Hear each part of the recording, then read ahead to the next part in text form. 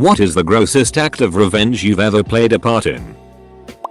Not my story, but an old maintenance guy from my old apartment complex. He heard that many cars were being broken into and he had just bought a new Jeep.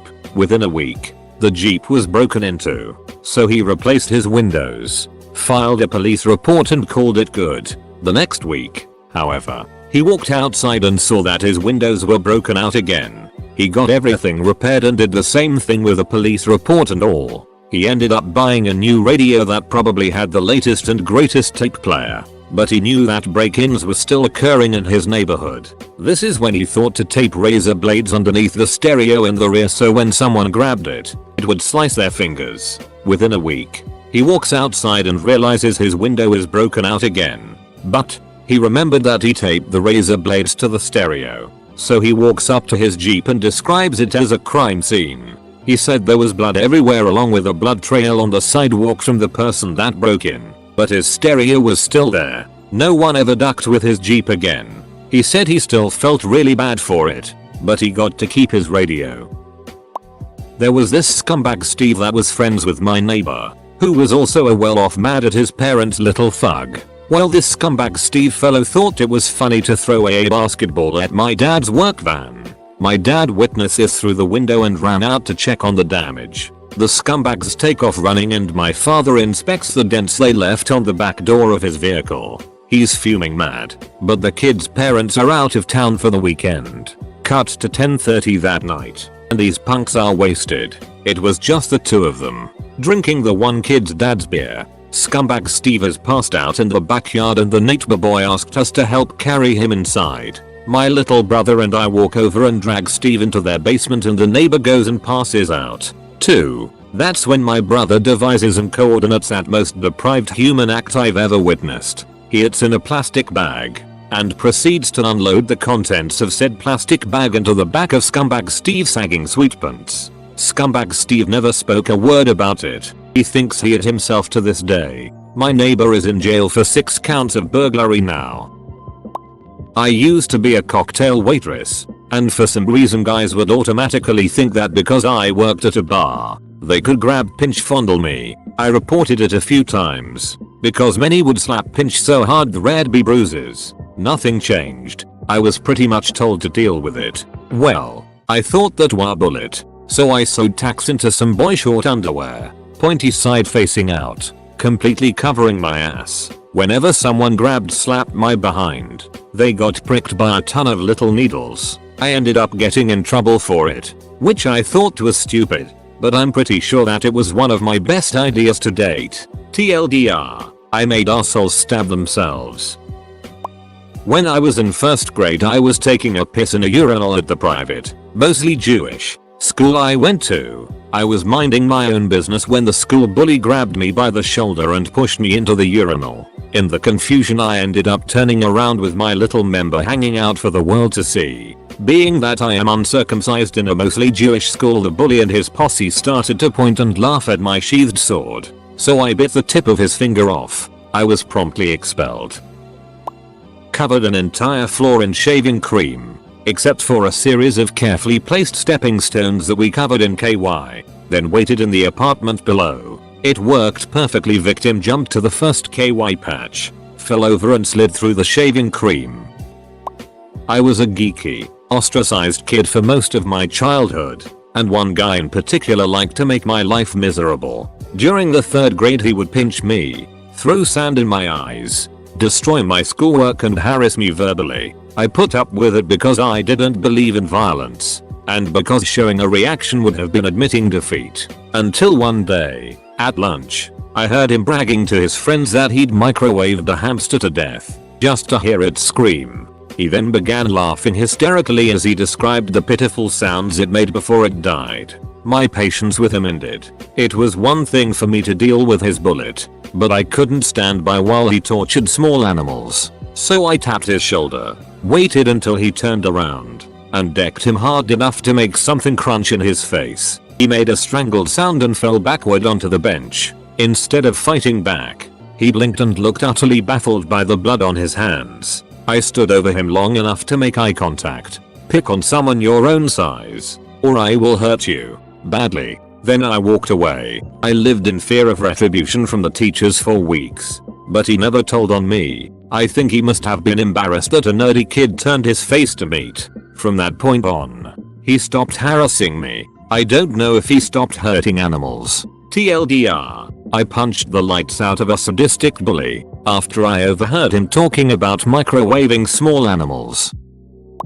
Had a huge disagreement with my bank a few years ago. They were totally wrong. Refused to admit it or refund the costs that I incurred. So I went to the grocery store and bought a huge piece of fish. Then went to said bank and put the fish into my safety deposit box. Went into the bank a couple of times in the next week or two. You could smell something fishy, but it was not overpowering.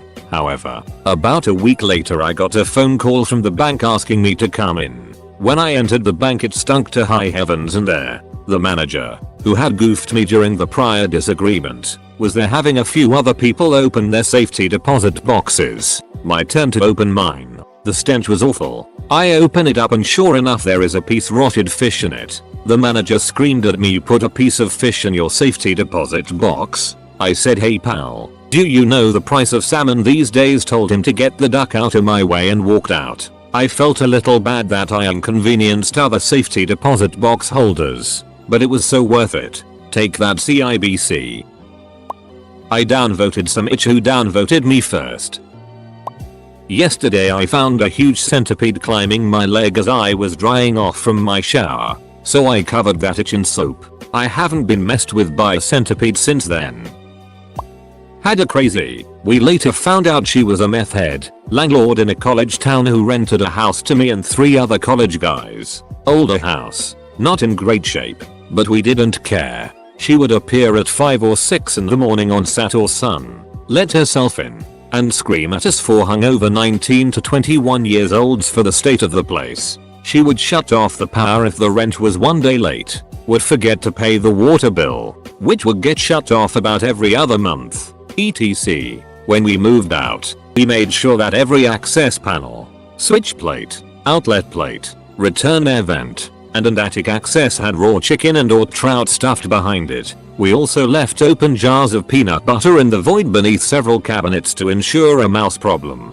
TLDR, crazy landlord harassed us. Made illegal surprise inspections. We made sure her house ended up smelling like a seafood restaurant dumpster.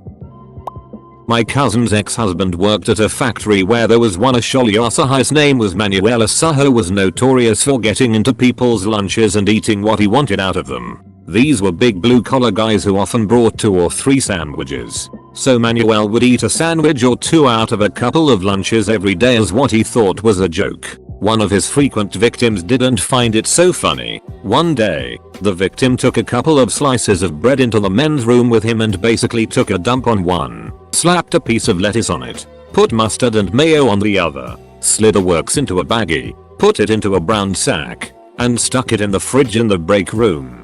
Of course, Manuel got a hold of it, and while the guys who were in on the prank could barely keep a straight face as they all sat around the lunch table, he whipped out the sandwich and took a big bite. My cousin's ex said he never would have believed that a human being could actually turn the color green, but Manuel did. In fact, they had to call an ambulance and rush him to the hospital. So I guess Manuel got the last laugh, a paid sick week off, unless you take into account his new nickname that stayed with him long after the incident, Manuel Ed Sandwich.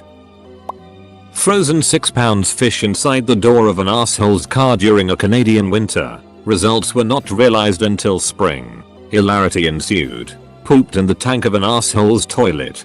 Don't know if he ever found it. Liquid ivory dish soap in condoms left in the backseat of an asshole's car. Hilarity ensued. Someone always helped herself to others' beer. Always. Even after being informed multiple times that this behavior was frowned upon. Concocted a revenge beer out of urine, saliva, ashes, and the blood from a package of uncooked steak. Replaced cap. Left in fridge. Hilarity did not ensue. Vomiting however did. Removed marijuana from the bowl of a pipe. Filled bowl with pubic hair concealed by a thin layer of marijuana. Left house party. It was the beginning of the year. In early primary, elementary, school. and we were making A3 posters that were to decorate the school hall. As one may know, one of the worst crimes in this period of development is the eraser napper. The thief in question had my eraser more than I did. Cunningly I took my eraser and dipped the edge he had been using into some ink. Shortly after, a hand slithered across desk, my newly modified eraser was gone. Just as time wasn't used for permission, time wasn't used to inspect the tool of destruction. The subsequent screams stalled class. In one act all heads rotated to one spot, to the carnage of my making. Anyway, I'm running out of time here. The day finished in about 2 minutes time and we had to hand in our posters. Till the end of term the result of my actions were plastered on a wall. A smear of black ink over said masterpiece. As a warning to all, never steal my eraser. Packed caviar in her curtain rods and raw shrimp behind her switch plates. She never found them, but accused me of burying a dead animal under her house. She had to sell at a $50,000 loss and move. I can only imagine the stench. This was a former boss who owed me $800 and dared me around for 3 months with excuses. Never leave your house key under the mat, people. I sometimes like to put 15% or so of my paycheck into bombs for my governments to drop on innocent people. I used to work at a restaurant with a guy named Chuck. Chuck was a junkyard dog. He'd eat anything, even food off customers' plates. Anytime the kitchen would make food for the servers, he'd swoop in and eat half of it. I got sick of it, so one night I went into the back, got a lump of lard and rolled it in coconut. Then I stuck a shrimp tail on the end of it. I tossed it in the deep fryer until the coconut toasted. The perfect fake coconut shrimp. I sat it on a plate, told him it was a leftover from a table. He grabbed it and crammed it down his gullet. When he bit down, hot, white fat oozed out of his mouth. He was incredibly wary about eating it off plates from that day on. This thread is ducked up. I love it. Half of these revenges involve piss or it. What the hell is wrong with you all? When I was mad at my wife I would wait until she was asleep, then move close to her and fart on her as loud as I could.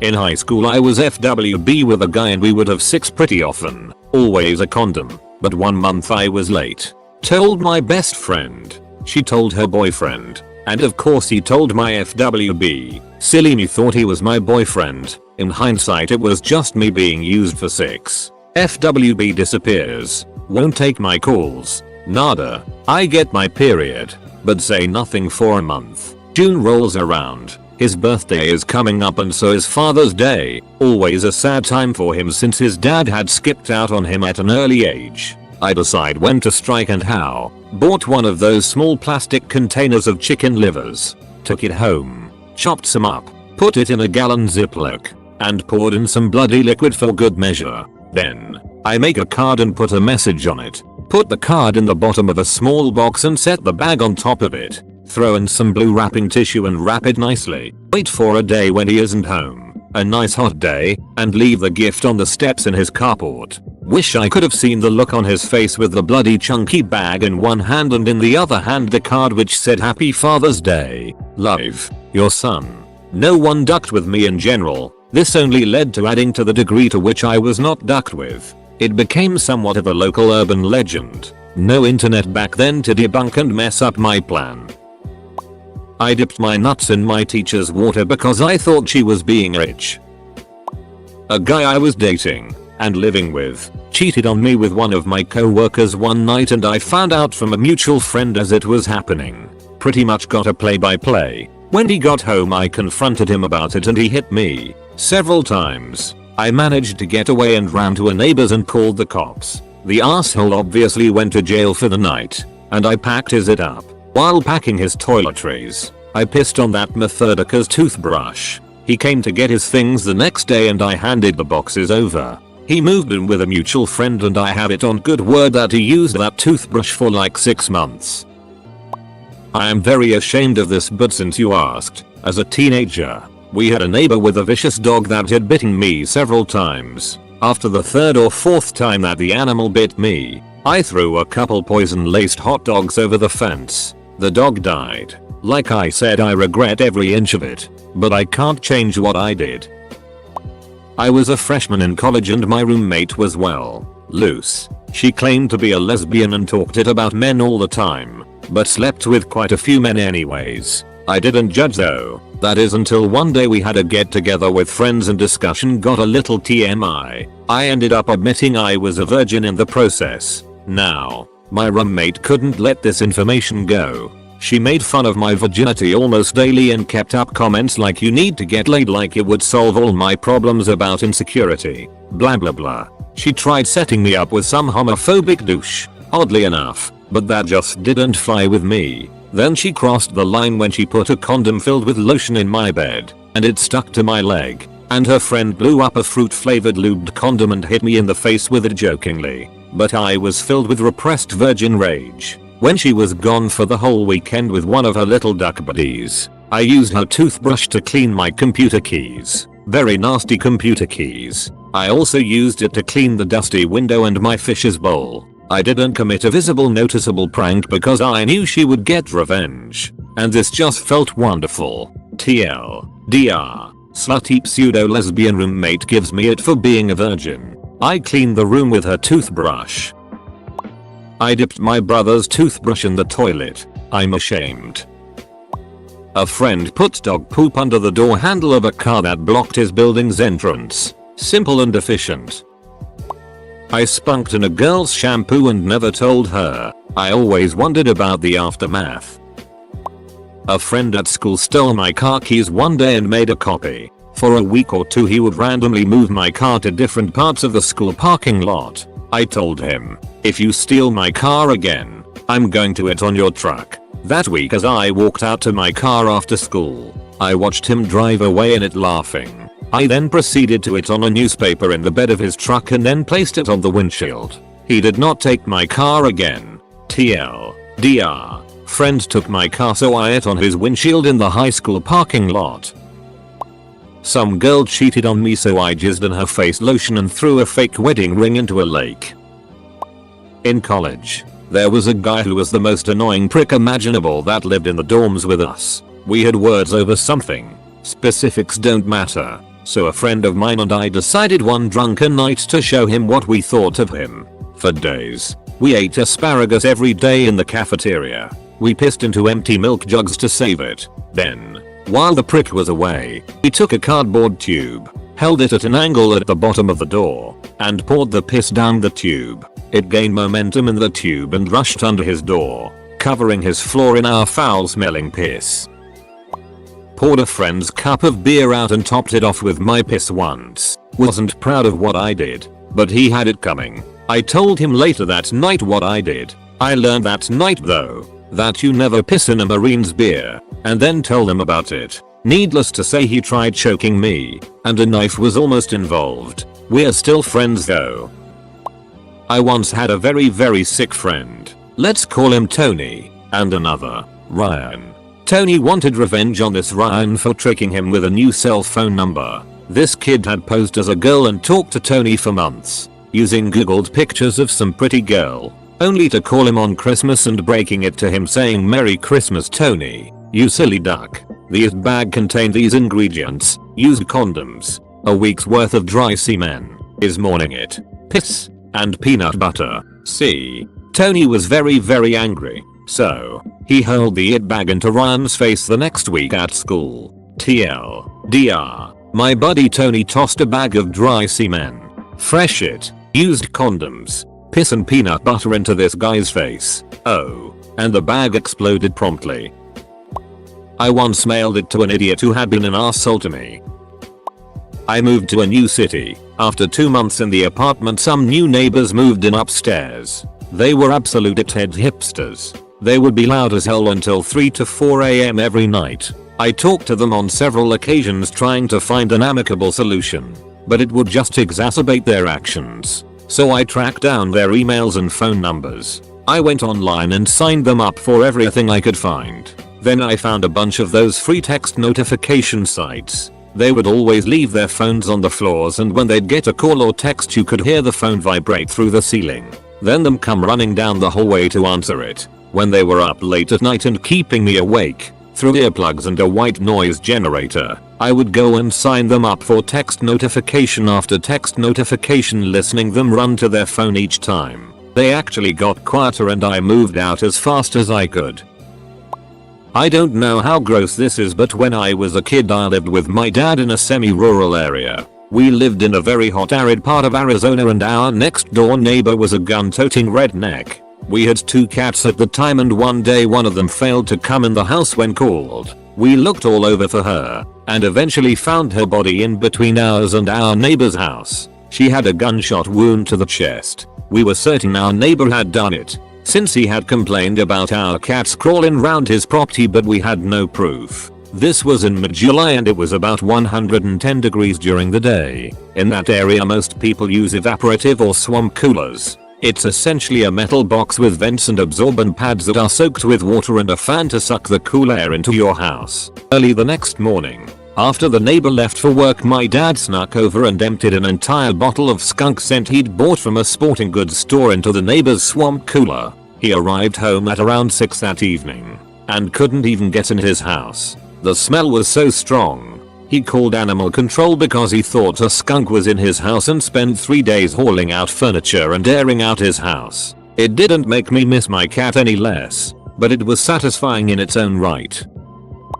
The best revenge I ever conjured up was after my roommates pissed on my car. They were upset that I couldn't remember where to score some trees at our apt complex. But give me a break. I was stoned when I was taken there. Anyway, once I found out, it took me a while to figure out how to get my revenge. But once I did, I knew it would be so much worse than what they did to me. One afternoon, I decided to clean out my roommate's bong collection. And coincidentally, I needed to take a leak more than. I took a piss right in our community bong. To make sure that I wouldn't get caught, I made sure to never partake from that bong during 420. So I stuck to joints. They didn't change out the water for at least a week, and every time someone took a hit, I smiled to myself, knowing that they were inhaling my piss vapors. TLDR, I pissed in my roommate's bong after all 3 of them pissed on my car. They didn't change the bong water for a week.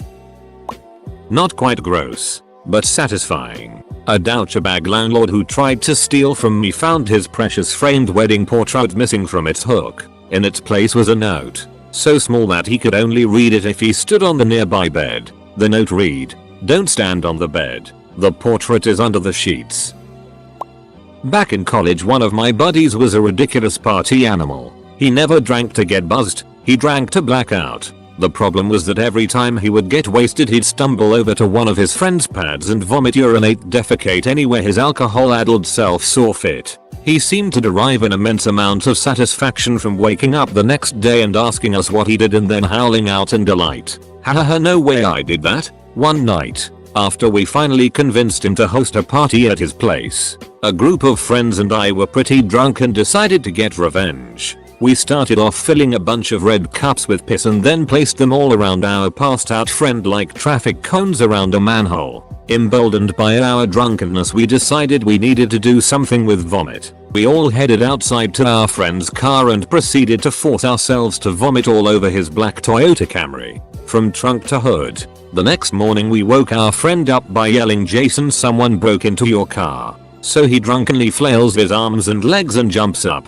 spilling a bunch of the piss cups on himself in the process, goes to his car and sees it caked in dried vomit. Not only did it take him a decently long time to wash all the vomit off, he had to do it while covered our piss. Needless to say, he did not appreciate our gag. Ho ho. Edit. Changed to he had to do it while covered in our piss. Sorry about the confusion.